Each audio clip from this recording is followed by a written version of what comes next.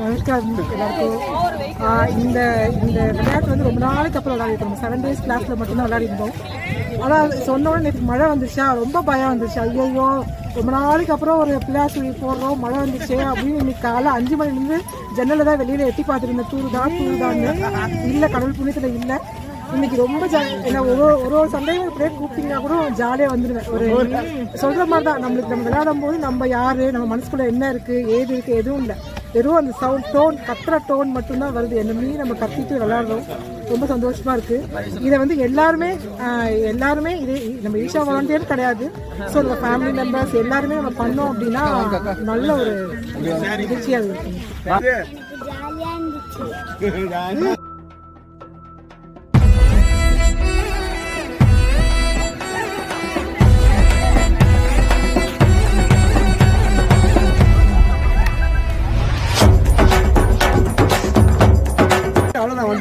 ஆனால் கேம்ஸ் விளையாண்டோம், பிரமாதமாக இருந்தது, செம்ம ஜாலி. எல்லா வாலண்டியர்ஸும் வாங்க. செகண்ட் சண்டே நடக்குது. எல்லாரையும் எதிர்பார்க்குறேன்.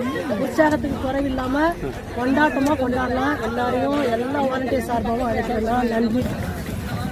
நமஸ்காரம். நான் ஸ்ரீனிவாசன் பேசுகிறேன். இன்னைக்கு அதாவது ஞாயிற்றுக்கிழமைன்றது எல்லாரும் காலையில் எங்கே போவாங்கன்னு எல்லாருக்கும் தெரியும். பட் ஆனால் இன்னைக்கு எல்லாரும் கிரவுண்டுக்கு வந்துட்டாங்க. ரொம்ப சந்தோஷமாக இருந்தது. வாழ்க்கையில் ரொம்ப சந்தோஷமாக இருக்கிறேன் இன்னைக்கு. நான் மிக்க மகிழ்ச்சி.